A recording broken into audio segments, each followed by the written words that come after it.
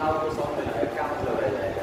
Math बोला ना कि नई एक्सरसाइज शुरू हो गई है, नया कॉन्सेप्ट आ गया, तो एक चैप्टर चलता है जो कई दिन, वही काम करना है, एक दिन आना है, 3 दिन नहीं आना है। तो लोग कल आए थे जी जी नहीं पहला दिन है तुम्हारा ही पहला दिन है, कल आए थे नहीं, हम उस वाली क्लास में उस वाली क्लास फिजिक्स केमिस्ट्री एक है क्लास है, मैथ बायो अलग होता है, समझ रहे हो। कल आए थे कि नहीं आए थे, कहाँ बैठे थे, कल यहाँ तो नहीं आए थे, कहाँ आए थे, कोचिंग है यहाँ नहीं आए, कल परसों आए थे। कहीं गंगा नहीं आ रही है, तो काम था सर। तो जब बिल्कुल फोकट हो गए तो तब यहाँ पढ़ने आता है, बाकी नहीं सर, बहुत देते हैं। बहुत इम्पोर्टेंट काम था, अच्छा अभी तो तुम मेरे कोचिंग गए थे, बहुत इम्पोर्टेंट काम था, इसलिए निकल आए नहीं तो। कोचिंग गए थे क्या इम्पोर्टेंट था। हाँ नहीं, वो कोचिंग वाला तो नहीं है, दूसरा काम था। अच्छा चलिए थोड़ी देर इंतजार करिए जब तक नया टॉपिक नहीं आता। कल हम लोगों ने 3 चीज़ें पढ़ी थी, एक पढ़ा था अल्फा, इसको कहा गया था रेखीय प्रसार गुणांक, कहा गया था इसको। फिर हमने पढ़ा था बीटा, क्या कहा गया था इसे, क्षेत्रीय प्रसार गुणांक। क्षेत्रीय प्रसार गुणांक।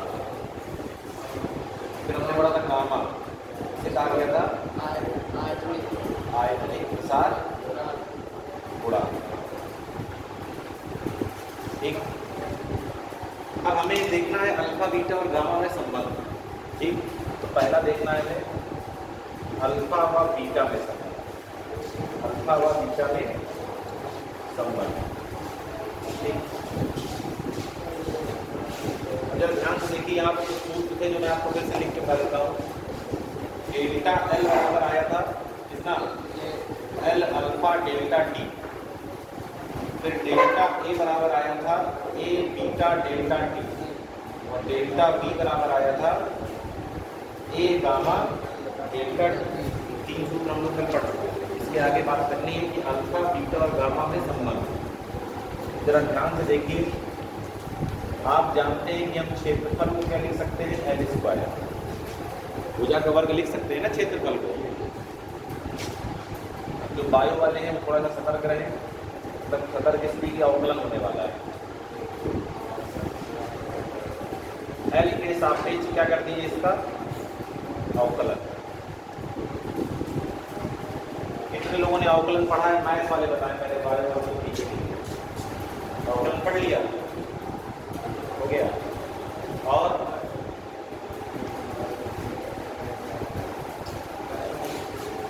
पहले 5 मिनट अवकलन ही पढ़ लिया, प्रश्न करिए या नहीं। बहुत सिंपल अवकलन हम लोग को पढ़ना है, बहुत मैथ वाला टाइप नहीं, बहुत ही बेसिक। इसको कहीं रफ में नोट करेंगे जो मैं बता रहा हूँ।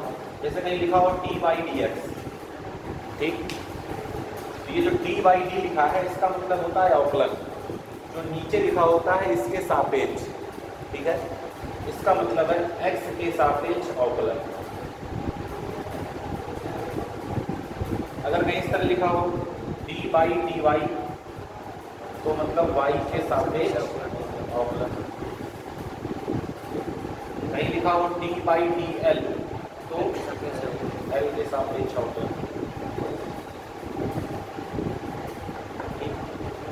अब अवकलन को लेकिन किसका, अब अगर यहाँ लिखा हो D A by d x तो x के सापेक्ष अवकलन किसका, a का।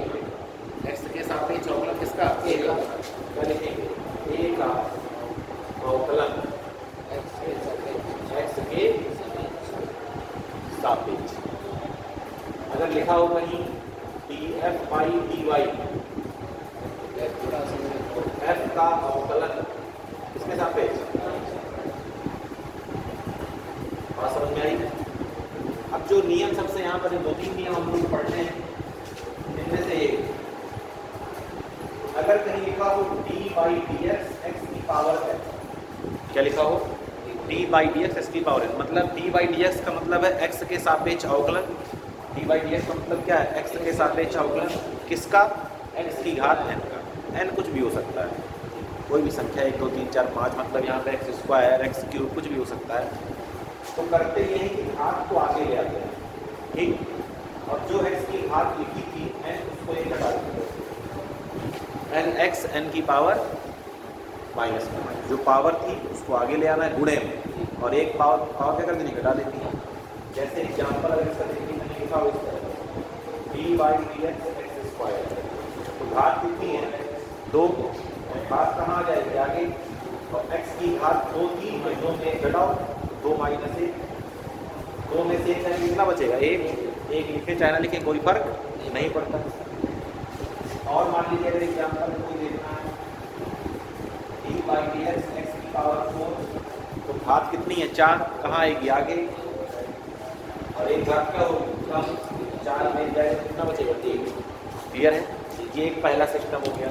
ठीक है,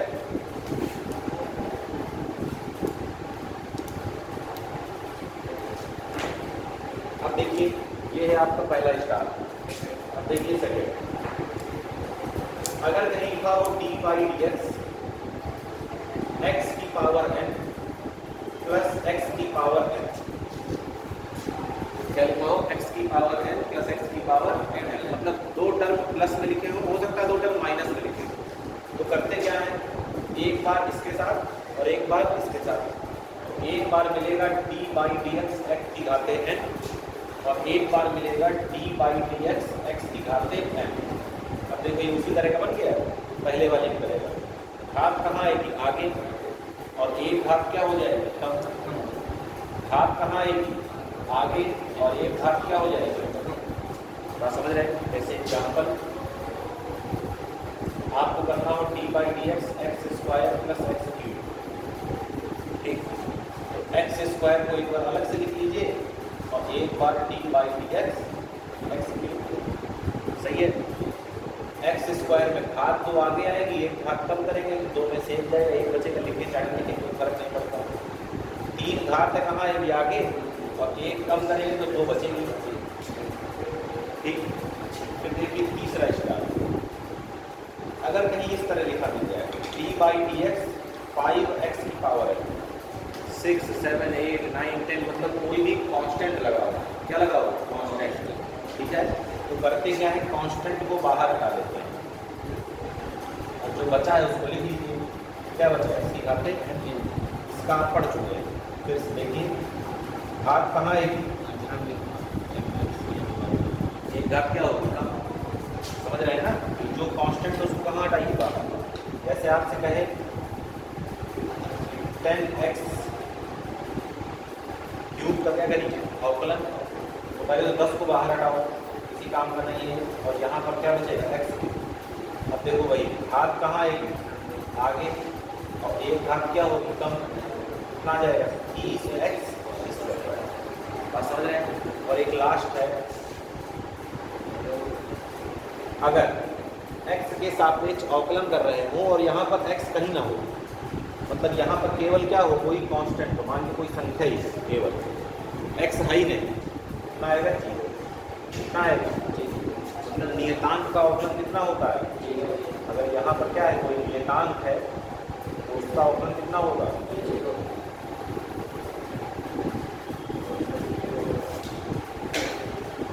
अवकलन कितना होगा उसका, बात क्लियर है। इतने छोटे छोटे पॉइंट हैं, इन्हीं में हमारा का फिजिक्स का काम हो जाता है, थोड़ा बहुत जरूरत पड़ती है तो फिर आगे अपना तो डेली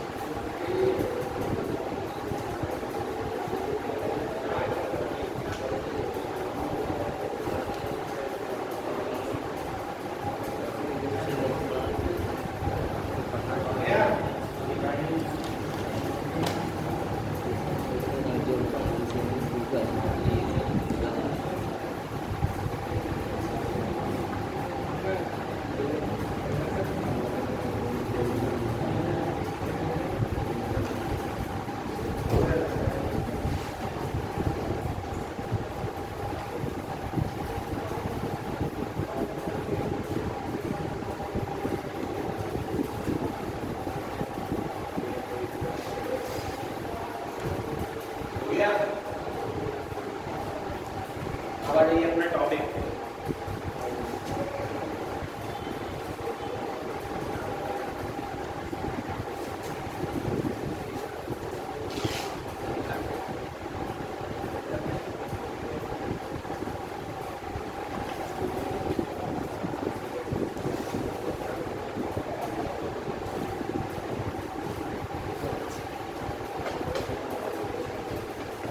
में लिख रहा है यार, तो हम यहाँ पहुँचे। ऐसा चलोगे स्लो मोशन में तो हो चुका फिर। चलिए, जो मैंने वहाँ पे 3 चीज़ें लिखी थी उनको लिख देता हूँ यहाँ पर। डेल्टा एल बराबर लिखा था l alpha delta t, delta a बराबर लिखा था ए बीटा डेल्टा टी, और डेल्टा बी बराबर लिखा था बी गामा डेल्टा टी। तीनों फॉर्मूले हम तक पढ़ चुके थे।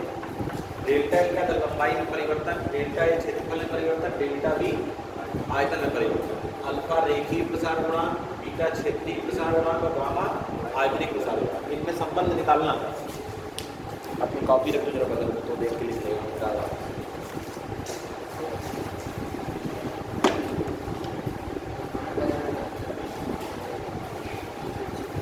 तो हमें अल्फा और गामा में संबंध देखना है, तो पहले हम लोग देखेंगे अल्फा और बीटा में संबंध। तो मैंने कहा था कि यदि एल लंबाई की कोई वर्गाकार वस्तु हो तो ए बराबर क्या हो जाएगा, एल स्क्वायर हो जाएगा। इसका एल के सापेक्ष अवकलन करिए। एल के सापेक्ष अवकलन करने पर देखिए, एल के सापेक्ष अवकलन कैसे लिखते हैं, डी बाई डी एल। यहाँ क्या लिखा है, एक जो काम बगल में किया है वो काम यहाँ भी करना पड़ेगा, डी बाई डी एल, और क्या हो जाएगा, जो काम बाएं पक्ष में वही काम दाएं पक्ष में। ध्यान से देखिए क्या हो गया, D A by D L.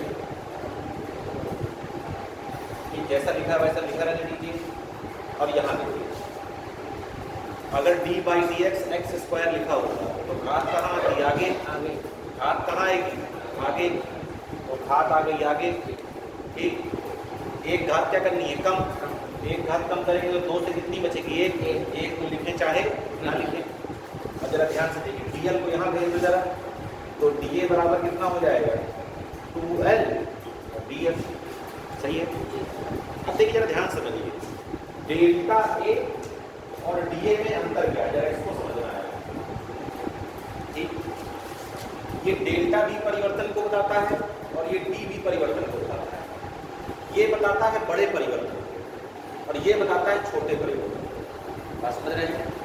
Delta ये किसको बताता है, चेंज को, परिवर्तन को, और डी भी किसको बताता है, चेंज। अगर कहीं लिखा हो इस पर डी ए तो इसका मतलब है ए में परिवर्तन, लेकिन ये परिवर्तन बहुत सूक्ष्म होगा और ये परिवर्तन क्या होगा, बहुत बड़ा।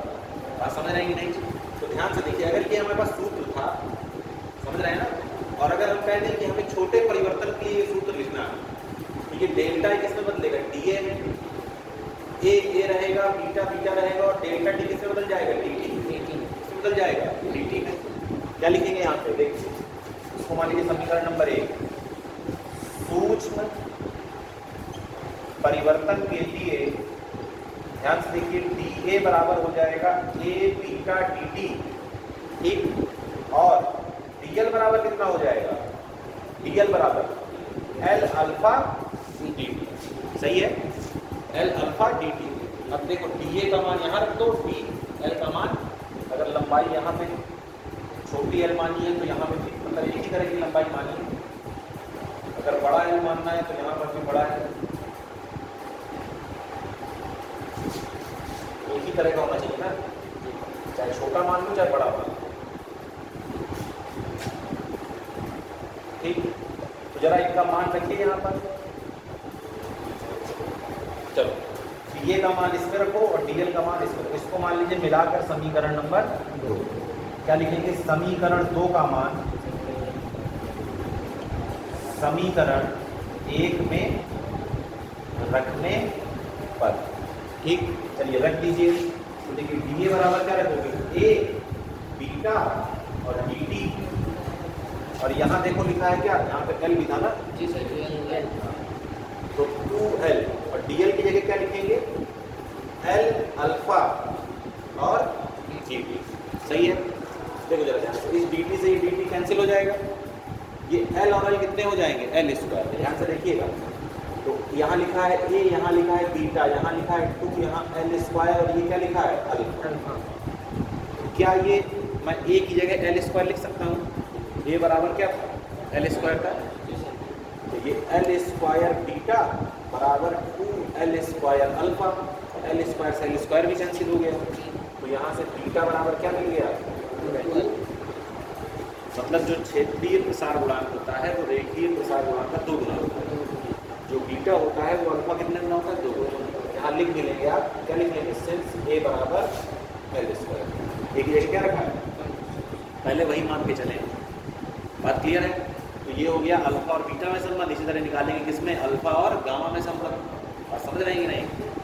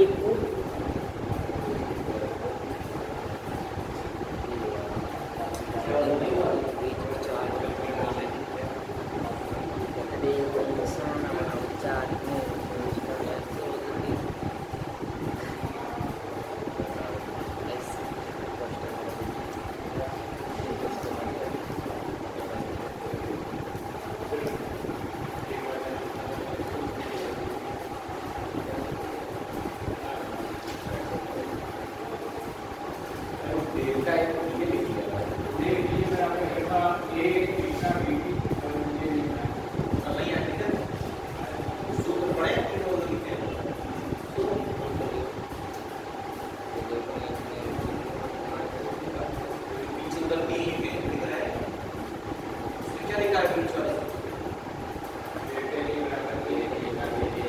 डेल्टा टी से बदलते हैं तो क्या होता है?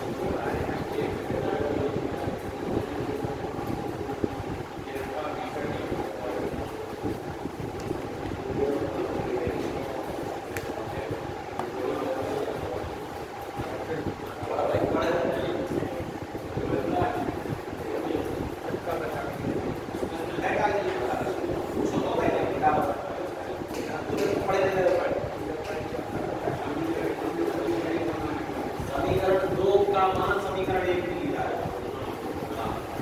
बताओ मान कितने? 2 का मान क्या है? तो 2 मान है डीए का और इसका डीएल का। रखो उसमें बी का डी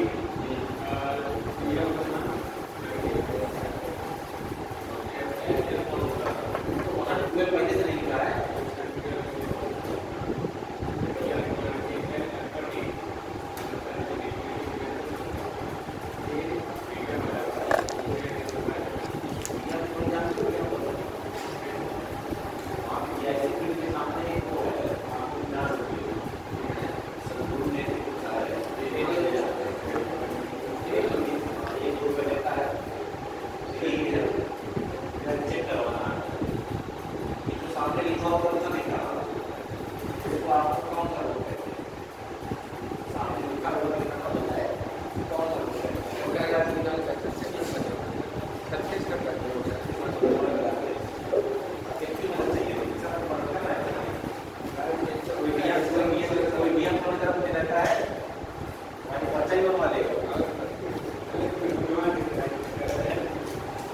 अल्फा बीटा हो गया, अल्फा और गामा में संबंध देखना है।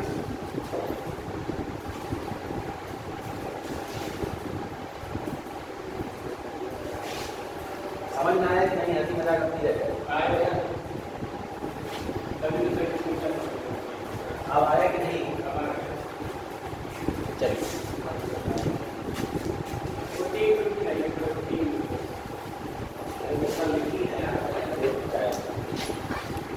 अल्फा और गामा में जरा ध्यान से देखें। माना कोई घनाकार वस्तु है जिसकी प्रत्येक भुजा की लंबाई कितनी है? L। ठीक है, इसलिए वस्तु का आयतन क्या V बराबर हम लोग L इंटू लिख सकते हैं। आयतन बराबर क्या होता है? भुजा। फिर से L के सापेक्ष अवकलन करना है। क्या लिखेंगे? L के सापेक्ष अवकलन करने पर कैसे करेंगे अवकलन? यहाँ dV/dl हो जाएगा और यहाँ dV मतलब d/dl और यहाँ क्या हो जाएगा? L। फिर वही कहानी, घात कहाँ आएगी? आगे घात है कितनी? अभी फैक्टर बनवाना है, फैक्टर वाला।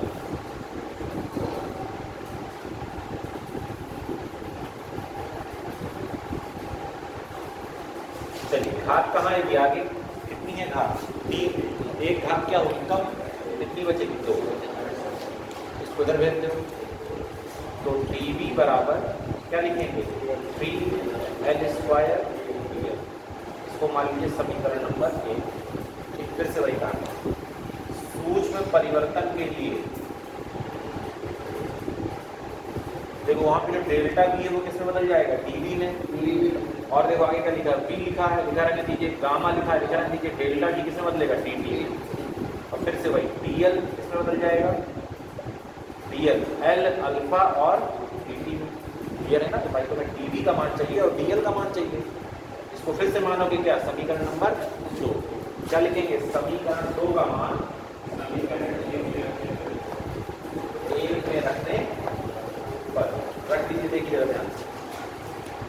डीवी का मान यहाँ रखोगे तो मिलेगा तुम्हें वी गामा डी और डी टी।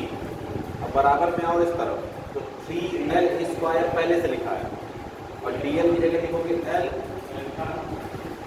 dt। तो dt से dt क्या हो जाएगा, कट जाएगा। v का मान कितना है l, देखो इस v की जगह क्या लिखा मैंने l³ और साथ में क्या लिखा है गामा 3, l² और l क्या हो जाएंगे l³। फिर क्या लिखा है अल्फा। तो देखो l³ से l³ खत्म और गामा बराबर ठीक। तो देखिए यहाँ से अगर कंबाइंड संबंध निकालना हो तो कैसे निकालेंगे, देखिए अल्फा अनुपाते बीटा अनुपाते गामा 1:2 अनुपाते अल्फा बराबर 2 बीटा और अल्फा बराबर 3 गामा।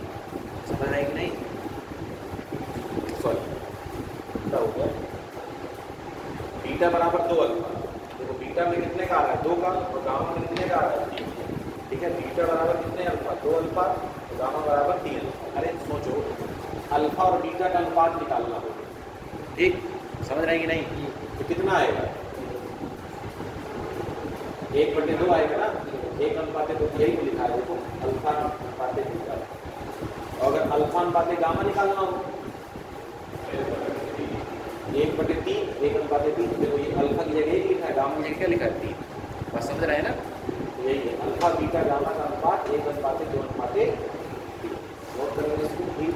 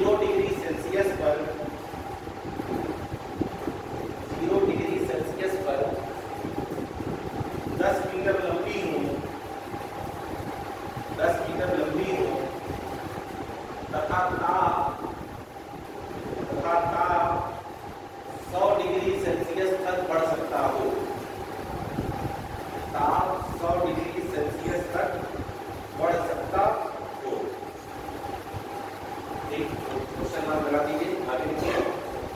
देखिए स्पीड का रेखीय प्रसार गुणांक, स्पीड का रेखीय प्रसार गुणांक 1.1 पूरे 10 की घाते -5, 10 की घाते -5 degree Celsius inverse, degree Celsius inverse लिखना कैसे लिखते हैं, डिग्री सी इसका घाते -1। जरा क्वेश्चन समझिए क्या कहना चाह रहा है। कह रहा है दो पटरियों को बिछाते समय, सबने सुना होगा, अगर आपने ना सुना हो तो सुन लीजिए। गर्मियों में पट्टियां फैलती हैं और ठंडियों में पट्टियां सूखती हैं। इसी कारण से गर्मियों में ताप बढ़ता है तो जिस ठोस है वो क्या होता है, थोड़ा फैलता है। ठंडियों में जब ताप घटता है तो वापस से क्या होता है, होता है। इसलिए पट्टियों के बीच में हमेशा जगह छोड़ी जाती है। तो मान लो तुमने जगह नहीं छोड़ी, तुमने सटा के पट्टियां बिछा दी, गर्मी आई तो कैसे फैलेगी। इसलिए दो पट्टियों के बीच में क्या छोड़ते हैं, जगह।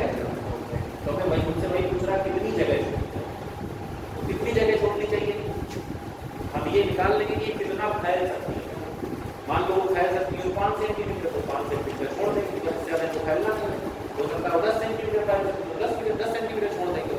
तो हमें निकालना क्या है कि आखिर जब छिद्रों से ताप 100 डिग्री सेल्सियस बढ़ेगा तो पट्टियों की लंबाई में कितनी वृद्धि हो सकती है, कितनी वृद्धि होगी, कितनी जगह आपको प्राप्त करना सुरक्षित रहेगा।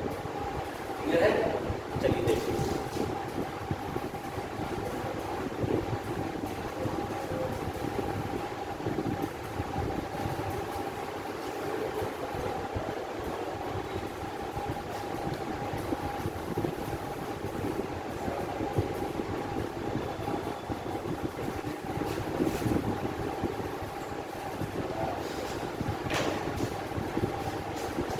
क्या क्या दिया है आपको, पहले लंबाई कितनी दी है, 10 मीटर।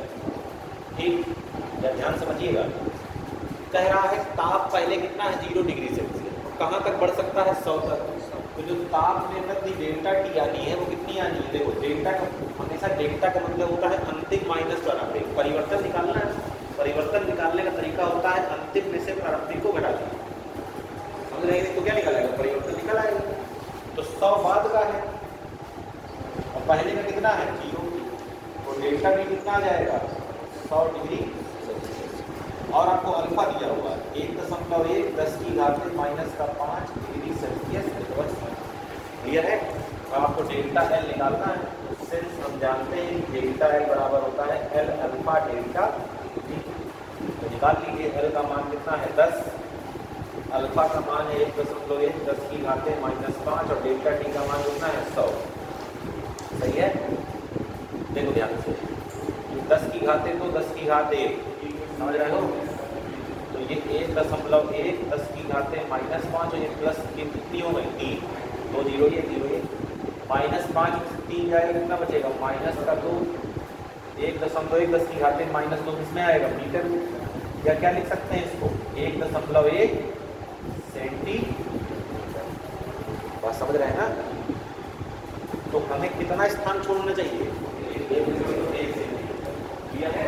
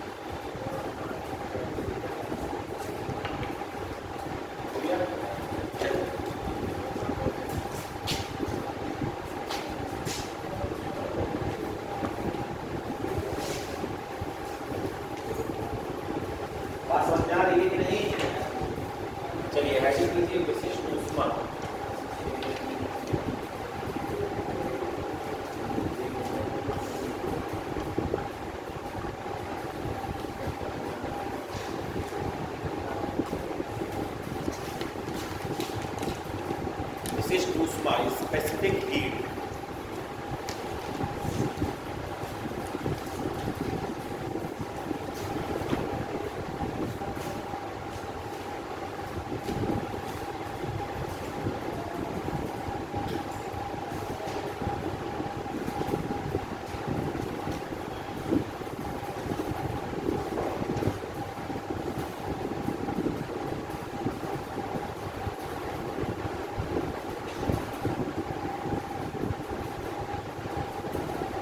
विशिष्ट ऊष्मा आपको दो प्रकार की पढ़नी है। पहला ट्रेन किसके लिए पढ़ना है? 200 के लिए।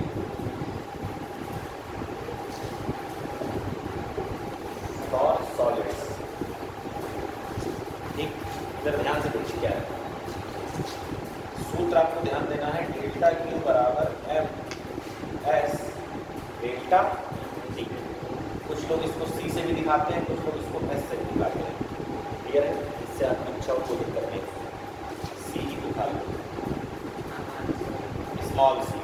कौन सा सी? Small C. ठीक, अगर ध्यान से देखिएगा, सी का मान निकालना है तो delta Q upon M delta.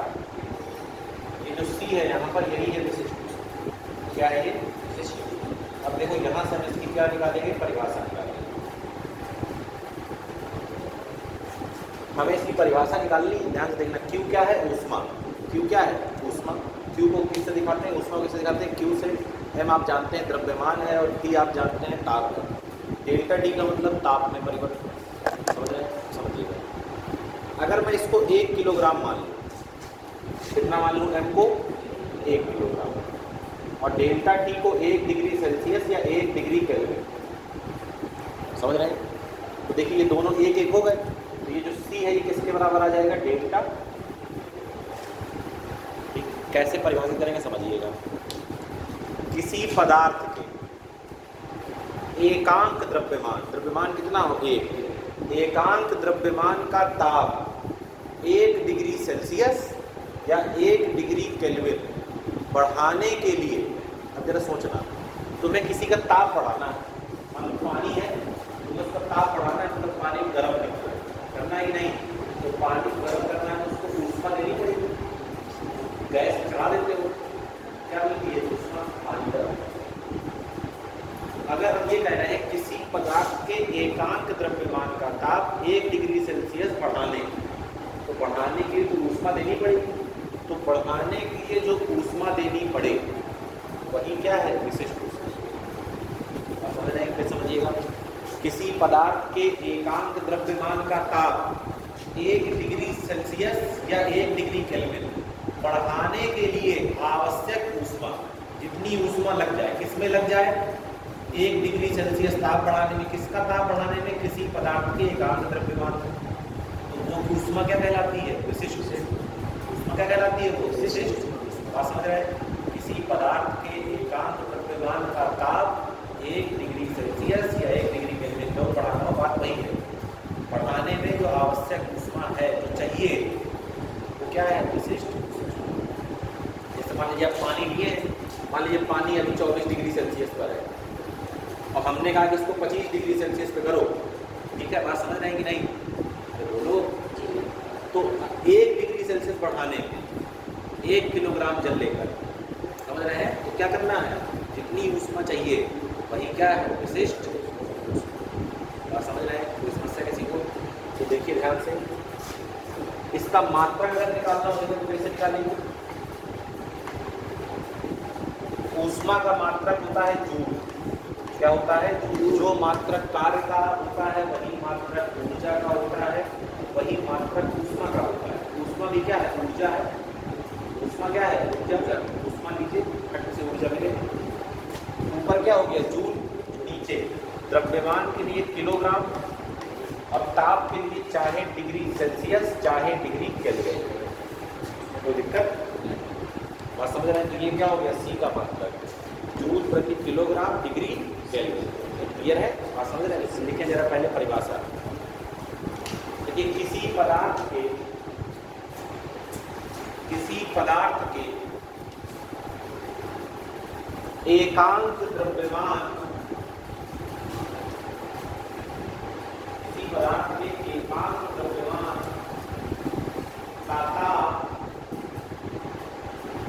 एकांक द्रव्यमान का ताप 1 डिग्री सेल्सियस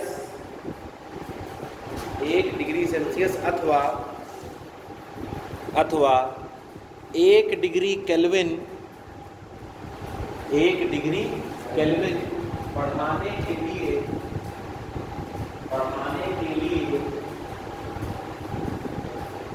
आवश्यक ऊष्मा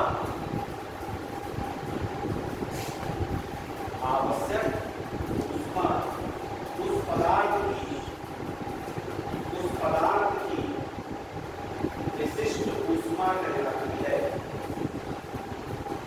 उस पदार्थ की विशिष्ट ऊष्मा कहलाती है।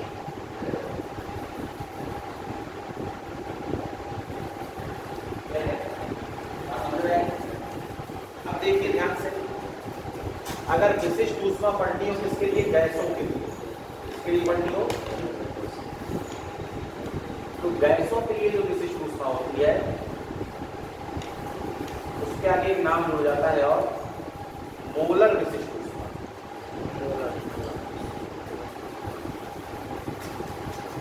Molar specific heat. ठीक।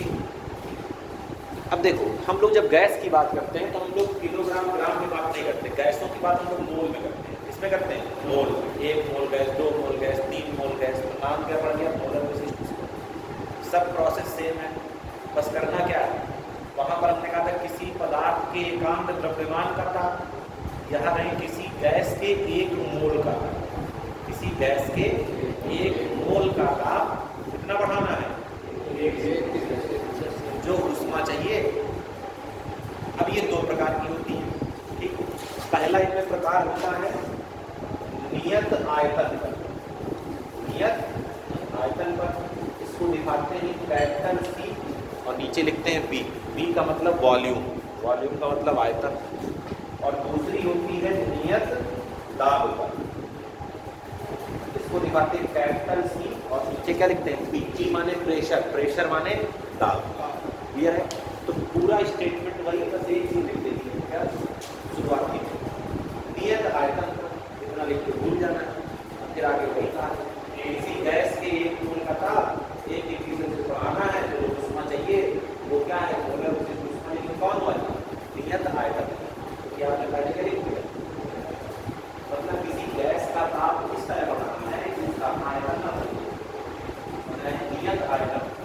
और एक बार किसी गैस का ताप इस तरह बढ़ाना है कि उसका नियत माने कांस्टेंट प्रेशर, नियत माने कांस्टेंट, मतलब नहीं जो पैटर्न वही है, डेफिनेशन वही है। वहाँ पर किसी पदार्थ के एकांक द्रव्यमान का ताप किसी गैस के 1 मोल का ताप 1 डिग्री सेल्सियस है, 1 डिग्री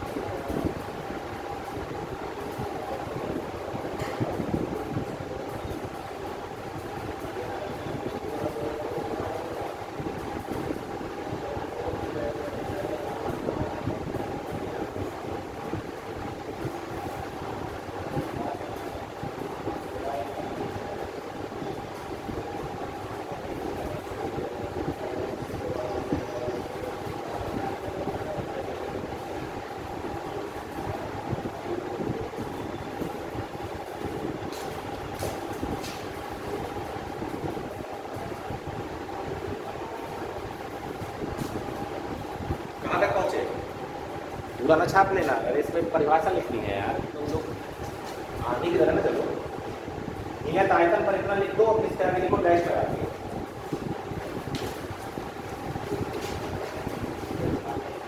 नियत आयतन पर उसमें लिखो, आगे डैश लगा के लिखिए।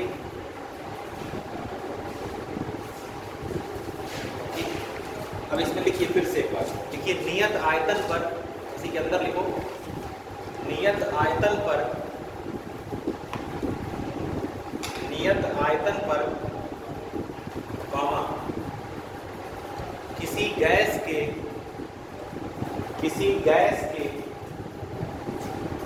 एक मोल, किसी गैस के एक मोल का ताप 1 डिग्री सेल्सियस अथवा 1 डिग्री केल्विन, 1 डिग्री सेल्सियस अथवा 1 डिग्री केल्विन बढ़ाने के लिए आवश्यक ऊष्मा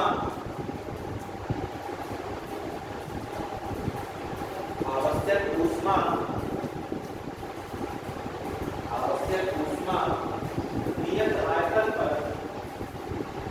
आयतन पर मोलर विशिष्ट ऊष्मा कहलाती है। नियत आयतन पर मोलर विशिष्ट ऊष्मा कहलाती है। Full stop. ठीक, अब दूसरा लिखेंगे नियत दाब। तो ये सीजी और सीपी दोनों लोगों ने लिखा है, जो की परिभाषा दोनों की मिल रही है, मैंने यहाँ पे बता दिया। बाकी इसको जो आप डिटेल में पढ़ेंगे वो आप पढ़ेंगे बैच वाला चैप्टर पढ़ेंगे, बैचों का हल होती है सिद्धांत। समझ में अभी हम लोग यहाँ पर इसके बारे में पढ़ना है, केवल उसके बारे में पढ़ना है। बात समझ में आ रही है? तो ठीक की परिभाषाएं जैसी है तो दिमाग में आपके बना रहेगा। नियत दाब पर अपने आप में लिख पाएंगे क्या? जहां जहां आयतन लिखा हो वहां वहां दाब करके पूरी छाप दो। जहां जहां आयतन हो वहां वहां दाब कर दीजिए और पूरा रिपीट कर दीजिए सेम से।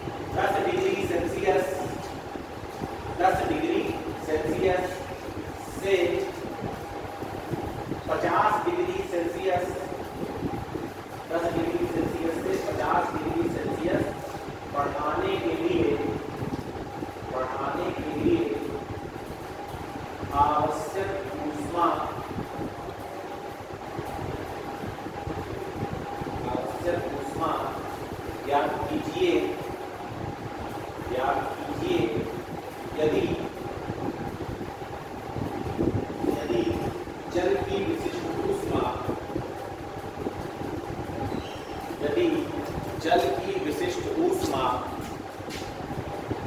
4.2 जूल प्रति ग्राम डिग्री सेल्सियस हो, डिग्री सेल्सियस हो।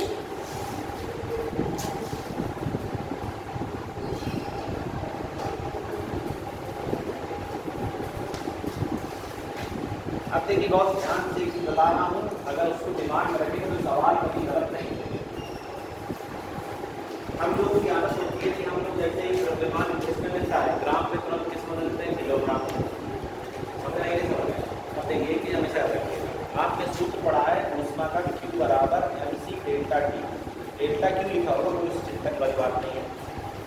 अब ये ध्यान समझिएगा, m हमको दिया है ग्राम में, ठीक है, हमारी आदत तस्वीर से बदल रही किलोग्राम में बदल रही।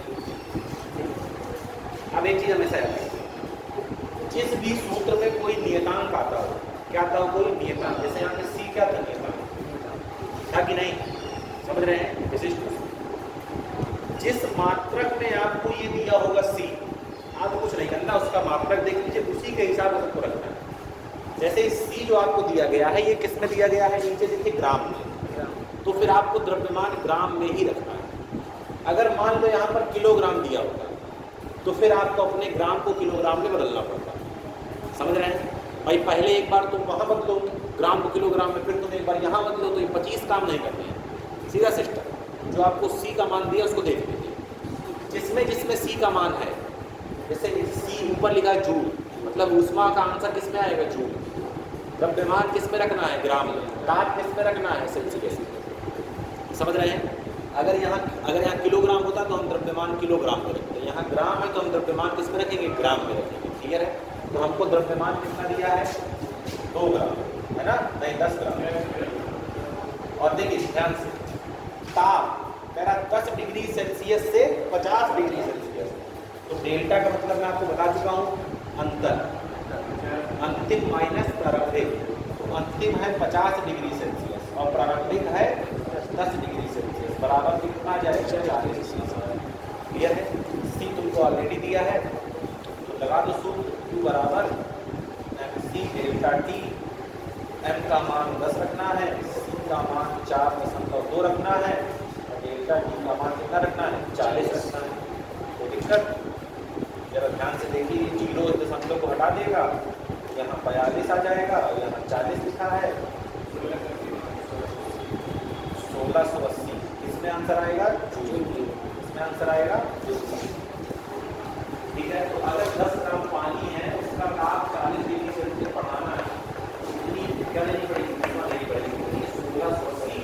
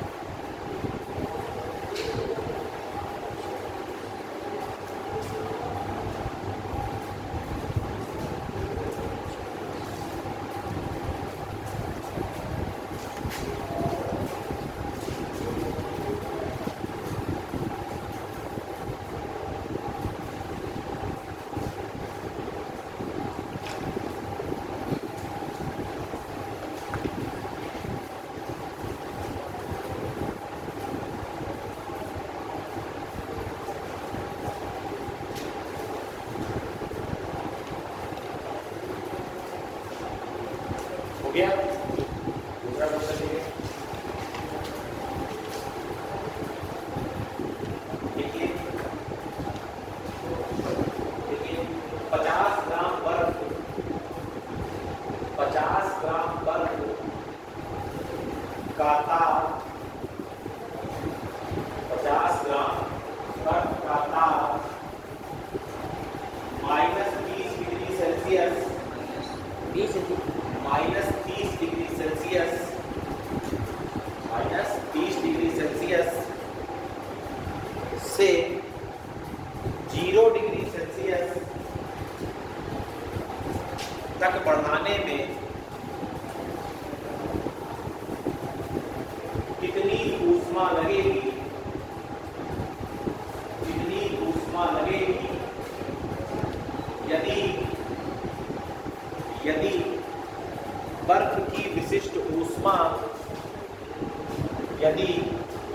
बर्फ की विशिष्ट ऊष्मा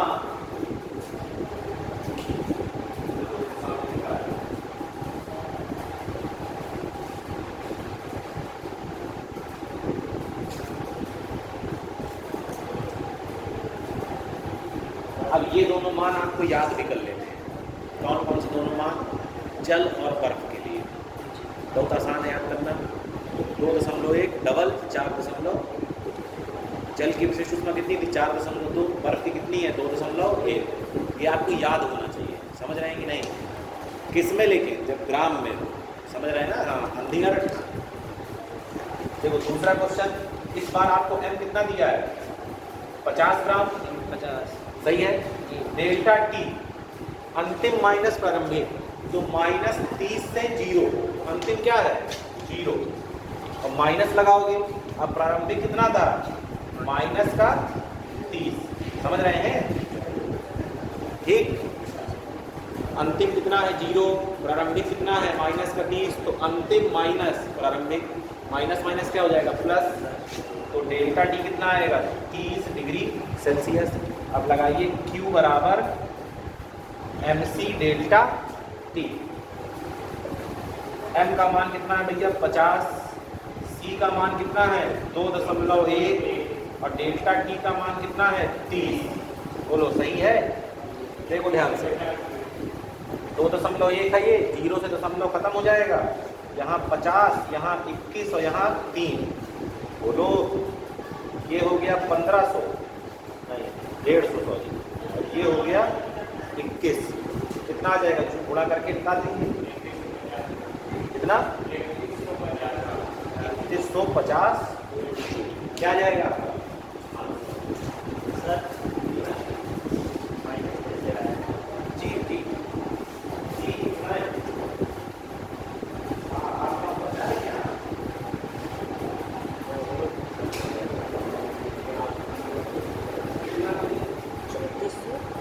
ये 10 वगैरह।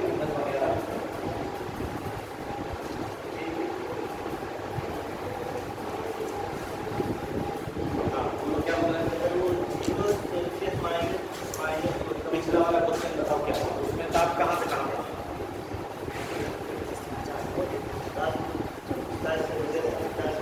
10 से 50। तो तुमने क्या किया था? 50 माइनस 10, यानी कि 50 क्या था अंतिम, 10 क्या था प्रारंभिक। सही है। इस बार कहाँ से कहाँ कह रहा है? नहीं नहीं नहीं, -30 से। तो 0 तो अंतिम क्या है? 0। माइनस का माइनस लगा दिया और प्रारंभिक कितना है? माइनस का 30। तो ये माइनस माइनस जुड़ा होकर प्लस आ जाएगा ना? समझ गए? नोट कर लें। अब कल से हम लोग पढ़ेंगे कैलोरी का सिद्धांत। क्लियर है?